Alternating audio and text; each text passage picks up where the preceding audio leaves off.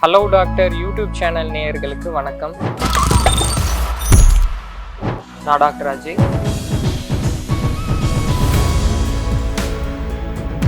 நேத்திர சுத்தி அப்படின்றது, நேத்திரம்னா கண்ணுன்னு அர்த்தம்.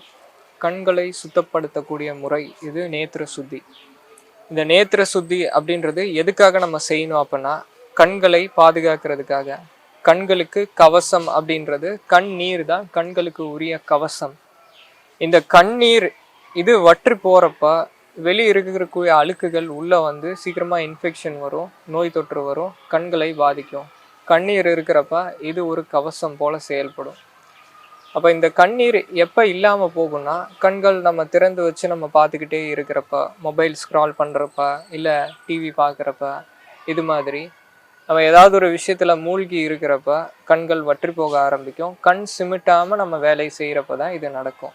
கண் ஏன் நடுவில் நம்ம சிமிட்டுறோம் அப்படின்னா, கண்ணீர் திரும்ப ஃப்ளோ வரதுக்காக தான் கண் நம்ம சிமிட்டுறோம்.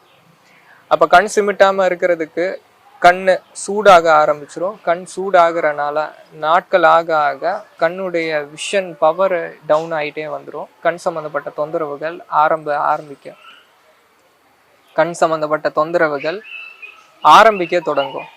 அப்போ இதிலிருந்து பாதுகாக்கிறதுக்கு கண் சிமிட்டுறது ஞாபகம் வச்சுக்கணும். அது போக என்ன செய்யணும் அப்படின்னா, நம்ம இந்த நேத்திர சுத்தி தினசரி செய்யணும். நேத்திர சுத்திக்கு என்ன செய்யணும்? இந்த நேத்திர சுத்திக்கு திரிபலா ஒரு டீஸ்பூன் அளவு இதை எடுத்துக்கணும். திரிபலா பொடி வீட்டில் செஞ்சதாக இருந்தால் ரொம்ப ரொம்ப நல்லது.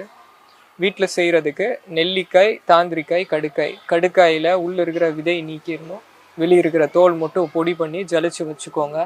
நெல்லிக்காய் விதை நீக்கி காய வச்சு பொடி பண்ணி வச்சுக்கணும். அதுக்கடுத்தது தாண்டிக்காய், இதை பொடி பண்ணி வச்சுக்கணும். மூணுமே சம அளவு மிக்ஸ் பண்ணி வச்சுக்கோங்க. இதுக்கு திரிபலால நிறைய ரேஷியோ இருக்குது. நேத்திர சுத்திக்கு 1:1:1 இந்த ரேஷியோவே போதும். இந்த ரேஷியோவில் நம்ம ஒரு 200 ml வெதுப்பான தண்ணி, இதில் 1 டீஸ்பூன் அளவு இந்த திரிபலா பவுடர் இதை உள்ளுக்குள்ளே போட்டு நல்லா மிக்ஸ் பண்ணி வச்சிடணும். இரவு முழுக்க அதை விட்டுருங்க.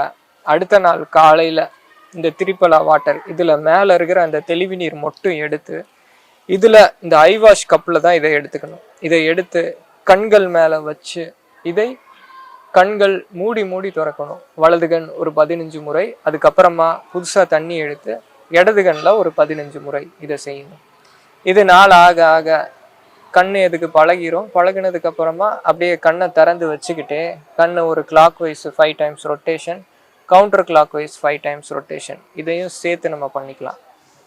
போக போக 15 வாட்டி அப்படின்றது கொஞ்சமாக இன்க்ரீஸ் பண்ணிக்கலாம். கண்ணை பிளிங்க் பண்ணுறது இந்த கவுண்டர் கிளாக் வைஸு செஞ்சுட்டு அதுக்கப்புறமா கண்ணை மூடி கொஞ்சம் நேரம் ஓய்வில் இருக்கணும், ரிலாக்ஸ் பண்ணிக்கணும்.